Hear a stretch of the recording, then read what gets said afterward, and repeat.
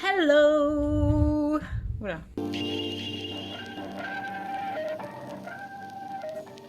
Cette vidéo sera sur le thème de Lourdes.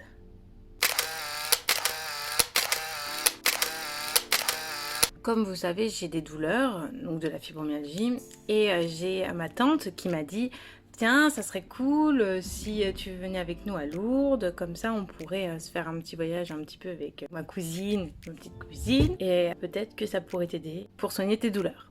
Alors j'ai dit ok, ma foi, ça me plaisait bien d'expérimenter un petit peu et déjà de voir l'endroit, de voir si les énergies c'était comme certains disaient absolument incroyable, miraculeux. Avant d'arriver donc dans le sanctuaire de Lourdes, ça m'a un petit peu choquée parce que on passe par des boutiques. Alors là, je me suis dit what?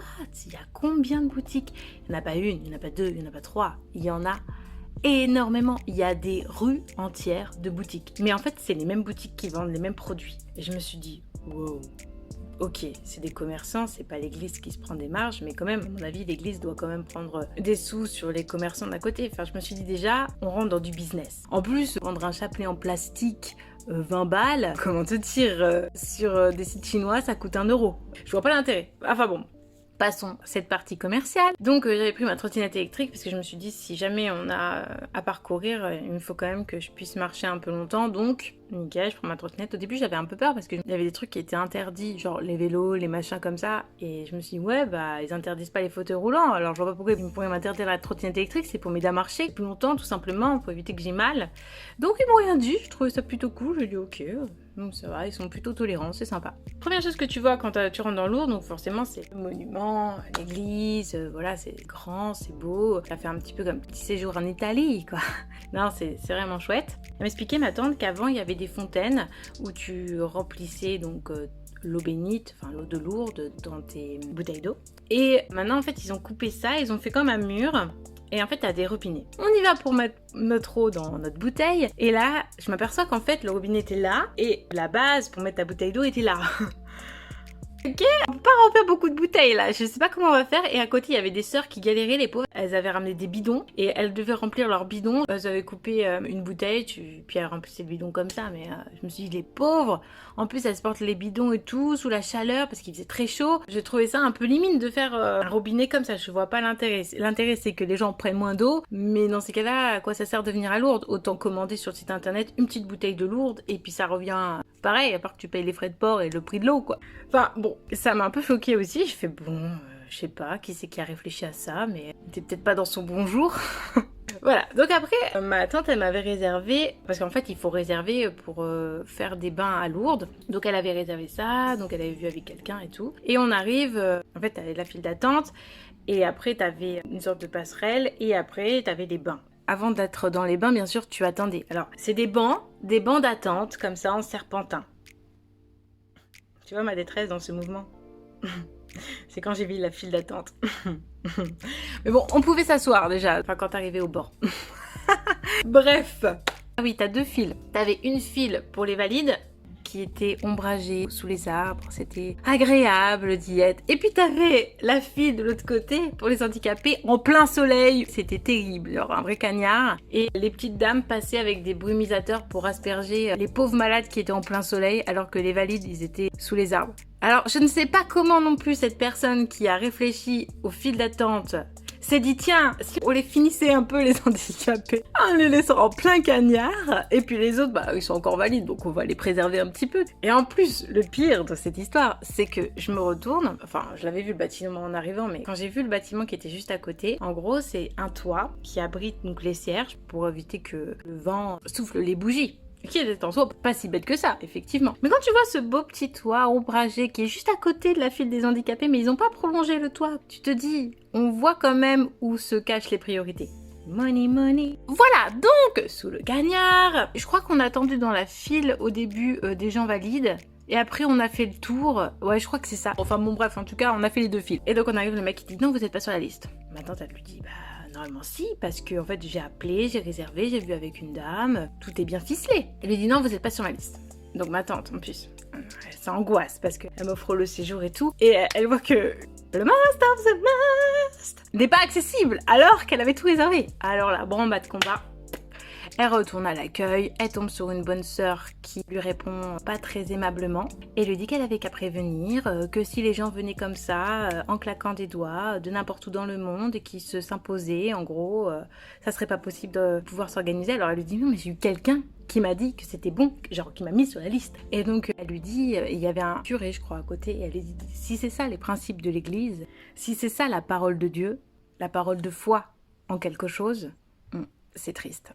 Ah, et le curé a entendu ces belles paroles. Donc il est intervenu, il a dit non mais il doit y avoir une méprise, je vais appeler quelqu'un, qui a appelé quelqu'un, qui a appelé quelqu'un. J'ai l'impression que l'église, c'est des bras sur des bras sur des bras. Pour atteindre la bonne personne, il te faut communiquer beaucoup, hein, et avec acharnement aussi. Ils ont réussi à tomber sur la dame qui, apparemment, l'avait bien marqué sur la liste. Ils ont dit ah oui c'est une méprise, machin, etc. Ma pauvre tante, du coup, qui était dans tous ses états, en plus il faisait chaud, la pauvre, franchement, elle a fait des allers-retours, vraiment, je l'en remercie parce que c'était vraiment adorable. Et elle revient avec le papier, et le gars, du coup, alors le gars était très antipathique, hein, style videur de boîte de nuit hype, hein. Genre, t'as des baskets, tu rentres pas, quoi. Donc, il regarde, il fait, ah ouais, effectivement, non, passé. Ah, avec beaucoup de mépris, mais bon, au moins je suis passée. Et là il y a une petite jeune par contre qui était très sympa qui m'a dit venez, je vais vous conduire à la file d'attente pour ensuite avoir accès au bain. Bon, elle est gentille elle. Ah, ça me fait plaisir. C'était la première personne sympathique que je voyais en étant au sein de Lourdes. Et là, me voilà dans le serpentin de banc et j'attends. Alors c'est le jeu des chaises musicales jusqu'à arriver au dernier siège pour aller au bain. Alors, cette étape, elle a été très longue, j'ai attendu je crois 2 heures. Quand t'as mal au dos, assis sur un banc en bois, il fait super chaud, il y a personne qui vient te brumiser ou demander comment ça va. Bon, j'ai trouvé ça moyen et en plus on m'a dit tu vas voir beaucoup de personnes handicapées. J'ai vu beaucoup de personnes étrangères, mais alors après... handicap est sournois. Le handicap peut être invisible, donc à mon avis il y avait des gens qui venaient aussi pour des personnes parce que j'ai bien vu dans le ressenti que j'avais avec les personnes autour de moi, il y en avait qui venaient pas que pour elles venaient pour d'autres. Donc soit, je vous explique un truc. Il y avait 2 hommes et 3 femmes, je crois, qui régissaient un petit peu la troupe. Et il y en avait un, il prend le micro et commence à faire sa prière en latin, donc après il l'a traduit en français. Et dans sa prière, ça disait « Celui qui a le plus besoin d'un sourire et celui qui ne sourit pas. » Et du coup, vu qu'il était très triste, ce monsieur, et qu'il ne souriait pas, je lui ai souri, je me suis dit ça va leur redonner de la pêche. Il a fait fi de mon sourire et il a détourné le regard. J'ai fait bon, ok. Après, il y a eu, je pense que c'était un quart, parce qu'il y avait, je sais pas, peut-être 15 personnes, un truc comme ça. Je sais pas compter moi, alors je sais pas, il y avait beaucoup de personnes. C'était des femmes africaines, parlaient un peu fort, mais franchement, honnêtement, ça gênait personne, hein. Enfin, peut-être ça gênait des gens, bref. Donc le monsieur, il prend le micro, il lui dit « Si on n'est pas au marché, mesdames, alors vous êtes priés d'arrêter de faire du bruit. » Ça m'a choquée, je me suis dit « Mais what? En plus il est raciste !» Quand tu as besoin de demander du silence, tu n'es pas un truc aussi con. Je dis « Excusez-moi mesdames, mais vous êtes un peu bruyante. Est-ce que ça serait possible de chuchoter pour avoir le calme et pour que chacun puisse prier ?» Voilà, tout simplement. J'ai trouvé ça super bien. Du coup, elles se sont tues, les pauvres dames. Le ton, l'agressivité dans son ton m'a choquée. Je me suis dit, oh mon Dieu, je crois que c'est pas lui qui me donne mon bain. Ça y est, vient l'étape du bain. Vient mon tour, une petite dame vient me chercher. Franchement, les petites dames, elles étaient au top. Elles étaient hyper empathiques, hyper sympas. Elles prenaient soin de toi. Elles prenaient le temps de te parler et de te dire ce qui se passait parce que toi, c'est la première fois que tu viens. T'es un peu perturbée. En plus, tu viens dans une attente précise. Enfin, t'as besoin d'être guidée. Et donc, elle arrive, elle vient me chercher. Je me rassois encore sur une chaise en attendant mon tour. Ils avaient mis des rideaux de douche et il y avait plusieurs cabines. Et donc on était 4 par cabine. Et à mon tour, aller dans cette cabine. Et elle m'explique, écoutez, vous allez vous déshabiller entièrement, chaussures, vêtements. Et là je lui dis à la dame, j'avais emmené mon maillot de bain, mais je savais pas en fait qu'il fallait être nu. On va vous couvrir avec un drap de bain. C'était un drap noir avec un scratch. J'ai été un petit peu sceptique à l'hygiène de ce drap. Je suis une hypochondriaque. Et moi les germes, les choses comme ça c'est...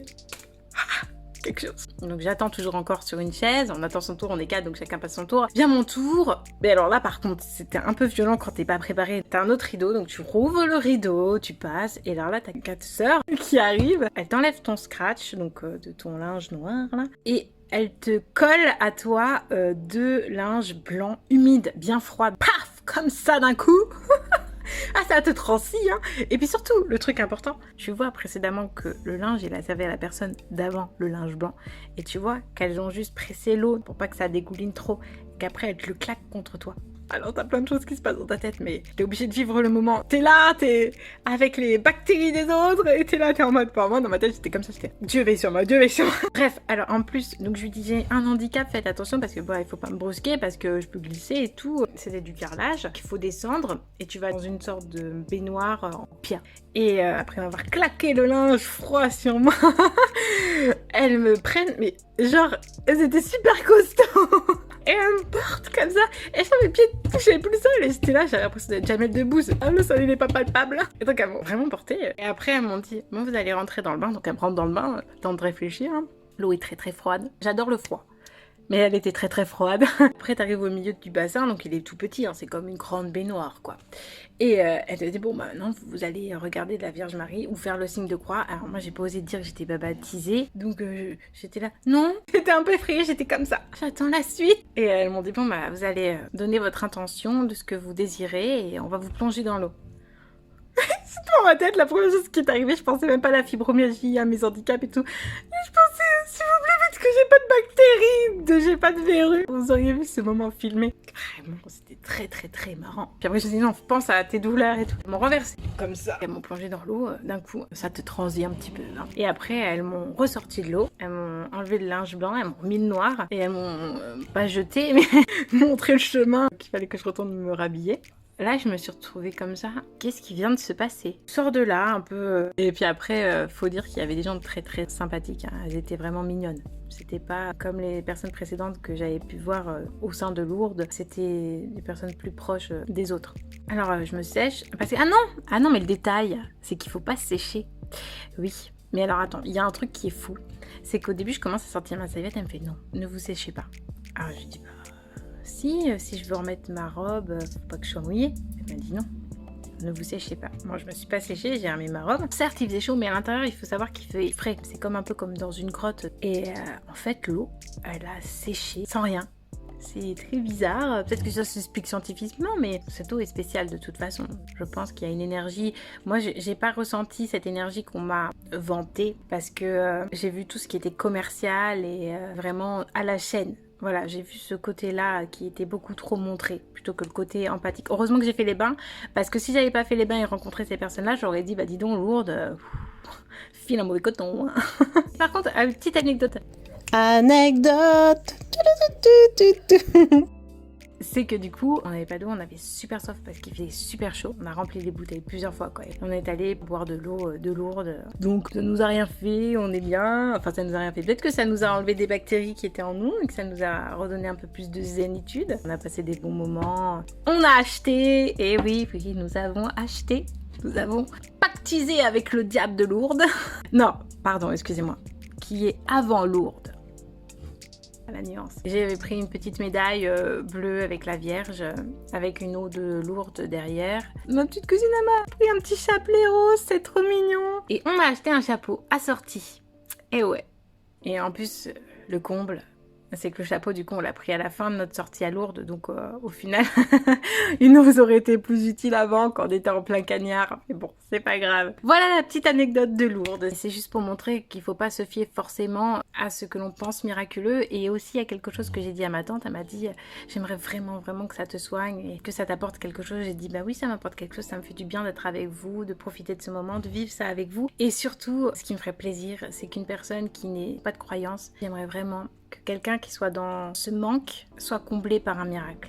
J'ai pas besoin d'un miracle, mais les autres ont besoin d'un miracle. Donc je pense que oui, Lourdes est un beau séjour à faire pour éveiller spirituellement. Donc ça peut peut-être aider des personnes et leur faire prendre conscience de quelque chose ou avoir des réponses ou peut-être même soigner parce qu'effectivement il y a des miracles. Ma tante avait un cancer et donc elle va avec sa sœur à la Sainte-Thérèse après avoir visité la chapelle. Quand ils sont rentrés à l'hôtel, le soir elle m'a dit j'ai passé une sale nuit parce que j'avais tellement mal partout que je comprenais pas ce qui se passait et je me suis dit je préfère pas appeler ma sœur pour l'inquiéter et en fait elle est courageuse ma tante, hein. Elle est restée à souffrir pendant toute une nuit sans le dire à personne, sans aller à l'hôpital et finalement elle s'en est sortie de cette nuit horrible et elle est allée voir le médecin. Celui-ci lui a dit écoutez on va vous faire des examens pour voir si le cancer a progressé.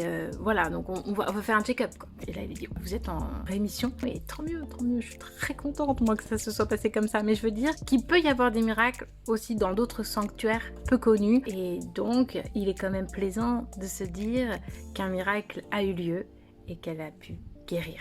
Et vraiment, j'en suis très contente. Et j'espère que ce genre de miracle peut arriver à tout le monde et que chacun trouve son propre miracle. Alors, il y a aussi quelque chose qui est important pour pas qu'on croie que je me moque de la religion ou je ne sais quoi, ce qu'on peut penser. Mais comme je vous ai déjà dit, je me fais ma propre opinion et ma propre religion. Donc effectivement, je crois en un Dieu. Je ne sais pas de quel Dieu il s'agit, hein, parce que ça se trouve ce Dieu que l'on appelle X, Y s'appelle Z, Zoro. Et je pense vraiment qu'on est gouverné par des énergies qui nous entourent, qui sont fortes et qui ont une implication dans nos vies. Voilà. Si vous voulez retrouver ma dernière vidéo, elle sera là. Et sinon, vous pouvez me suivre sur mon Instagram, ici, sur mon Facebook, ici. Vous pouvez regarder mes actualités sur mon site internet, ici. Abonnez-vous bien entendu à la chaîne, ça fait super plaisir et laissez encore des commentaires. Merci, je reçois des commentaires en mail et sur d'autres plateformes, Facebook, etc. Donc merci, c'est très sympa de votre part et je suis contente que mes énergies positives vous fassent du bien. Et ça me fait plaisir, donc laissez un commentaire et abonnez-vous.